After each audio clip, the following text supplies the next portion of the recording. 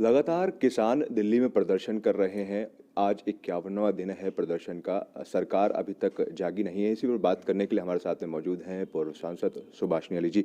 Ma'am, जिस तरीके से लगातार किसान प्रदर्शन कर रहे हैं उस पर क्या कहना है आपका? देखिए, पहली बात तो हम लोग सब पूरे देश में मैं समझती हूँ हर एक नागरिक आज जब किसानों की हिम्मत और उनकी निष्ठा और उनके बर्दाश्त को देख रहा है और किस अनुशासित तरीके से वो अपना आंदोलन चला रहे हैं, तो मुझे लगता है कि सबके दिल में किसानों के प्रति बहुत बड़ी इज्जत का भाव है और सब चाहते हैं कि सरकार इनकी बात को सुने और इनकी मांग को माने।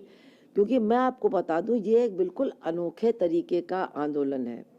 एक तरफ तो इतनी ठंड में लोग बैठे हैं, अब लगता है करीब करीब 70 लोगों की जान जा चुकी है।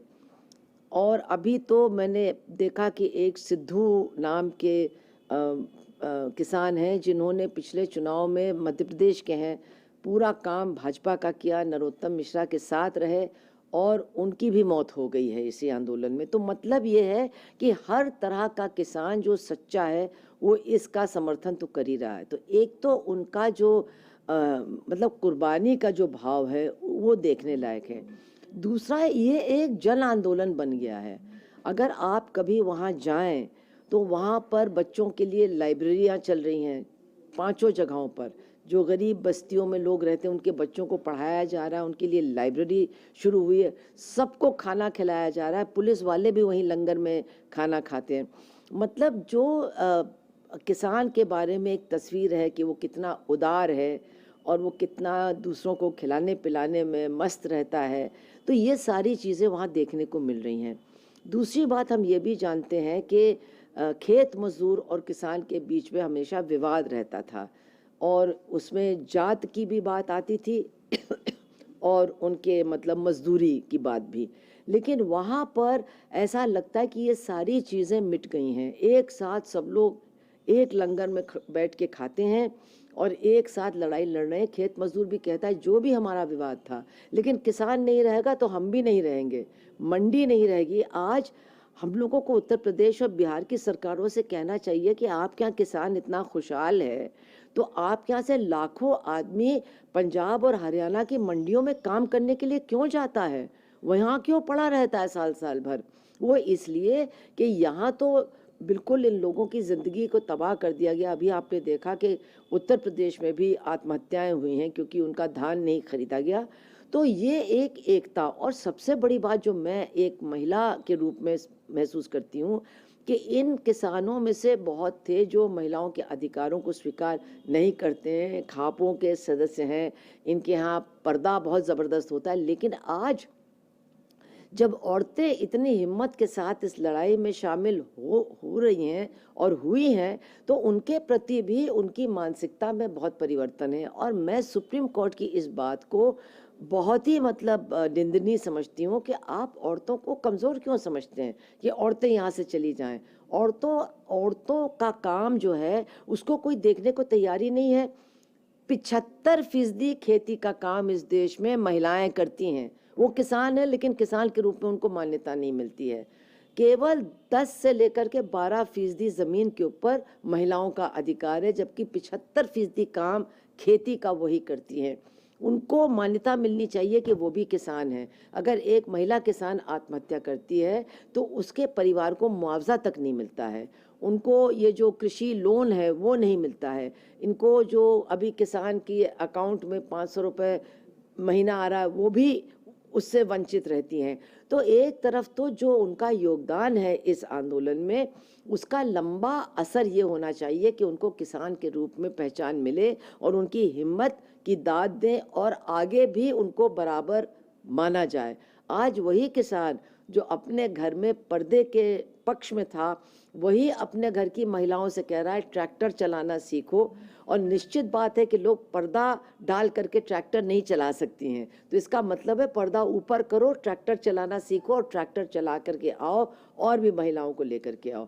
अभी 18 तारीख को महिला किसान दिवस के रूप में मनाया जाएगा और हमारा जो यूपी का बॉर्डर है वहाँ तो महिलाओं की कबड्डी होगी उस दिन प्रतियोगिता, और 18 का मंच महिलाओं को ही दे दिया जाएगा कि वही मंच को संभाले।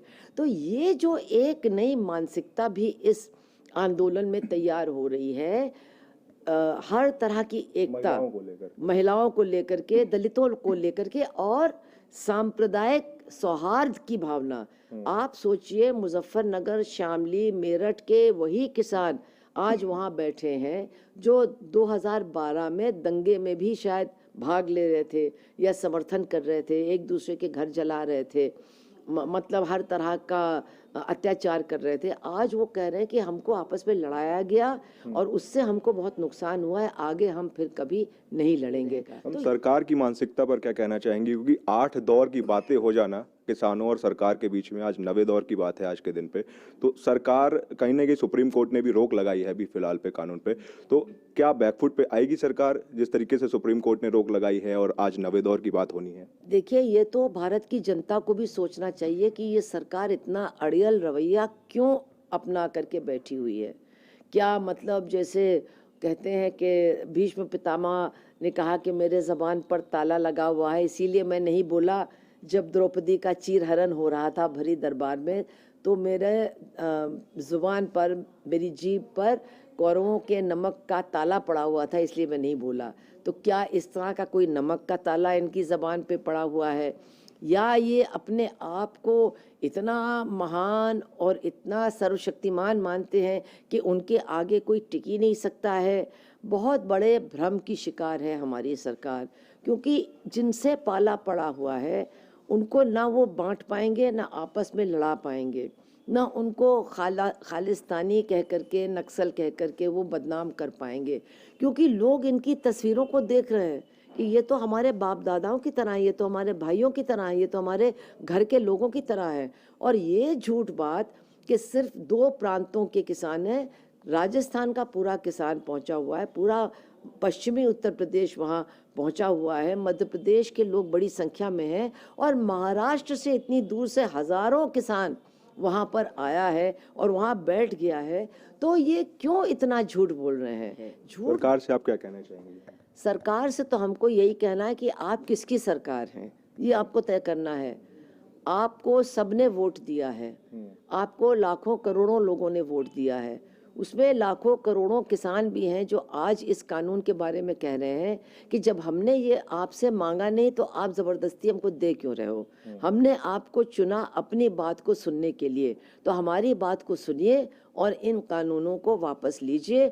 आगे कृषि के बारे में जो कुछ भी तय होना है हम लोग बातचीत करके तय करेंगे, जो किसान के हित में होगा, जो हमारे उत्पादन के हित में होगा और जो देश के हित में होगा। मैम, किसानों की बात तो चली रही है, लेकिन अपने शहर की अगर बात की जाए, कानपुर की बात की जाए, तो यहाँ पर मजदूर बहुत से बेरोजगार हैं, कई सारे मिलें यहाँ पर बंद हो गई हैं। हमारे शहर के ही सांसद हैं, एक उनका कहना है, बीजेपी से ही सांसद है, पार्टी उनकी बीजेपी है, उनका कहना है कि अब लाल इमली मिल कभी नहीं खुलेगी। तो इस पर आपका क्या कहना है?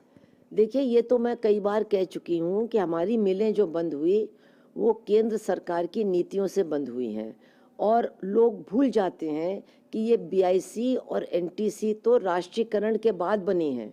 इनके पहले सबके सब निजी हाथों के कारखाने थे, इसमें सिंघानिया के भी थे, जयपुरिया के भी थे, बागला के भी थे, और ये जो बीआईसी है उनके भी थे, और इनकी बंदी तो सन 60 में ही शुरू हो गई थी, क्योंकि कभी भी सरकार ने इनको, मालिकों को मजबूर नहीं किया कि इन मिलों से जो वो मुनाफा कमा रहे थे वो इन्हीं को नवीनीकरण करने में लगाएं, इनको आधुनिक बनाने में लगाएं और इनको और बेहतर बनाने में लगाएं। वो पैसा निकाल करके अलग अलग उद्योगों में लग गया, और उसके बाद एक के बाद एक, केवल हमारे कानपुर में ही नहीं, अगर आप देखें तो पूरे देश में कहीं भी आपको कॉम्पोजिट टेक्सटाइल मिल, जिसमें स्पिनिंग वीविंग दोनों होती, वो आपको खुली हुई नहीं मिलेगी।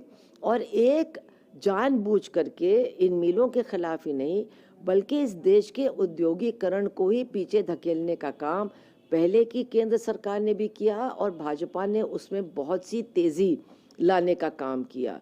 तो ये पचौरी के कहने और न कहने की बात नहीं है। सारे मैम इससे उभरेंगे कैसे लोग, क्योंकि इससे उभरने के लिए भी कोई विपक्ष भी तो मजबूत चाहिए होगा। इसको नहीं, विपक्ष तो मजबूत है, इसके खिलाफ जितनी लड़ाइयाँ ट्रेड यूनियनों ने लड़ी हैं, किसानों ने लड़ी, यही असली विपक्ष है। तो जो लोग अपनी नौकरी बचाना चाहते हैं उनको तो इन संघर्षों के साथ अपने आप को जोड़ना होगा। केवल राजनीतिक नेताओं की शक्ल नहीं देखनी होगी, क्योंकि ज़्यादातर राजनीतिक नेता एक तरफ से इन नई आर्थिक नीतियों के समर्थक हैं, लेकिन जब उनके ऊपर दबाव पड़ता है तब उनको अपनी मानसिकता भी बदलनी पड़ती है। तो जनता को तो अपने आप को मजबूत करना पड़ेगा और आकर के सड़क पर लड़ाई लड़नी होगी, तभी जाकर के इन चीज़ों को हम बदल सकते हैं। धन्यवाद। तो ये थी हमारे साथ में सुभाषिनी अली जी, जिन्होंने कहा कि सरकार के खिलाफ लोगों को सड़क पर आकर के प्रदर्शन करना होगा, तभी जाकर के कहीं ना कहीं सरकार जागेगी। कैमरा पर्सन वीरेंद्र सिंह के साथ अविरल गुप्ता, न्यूज़ प्लस कानपुर।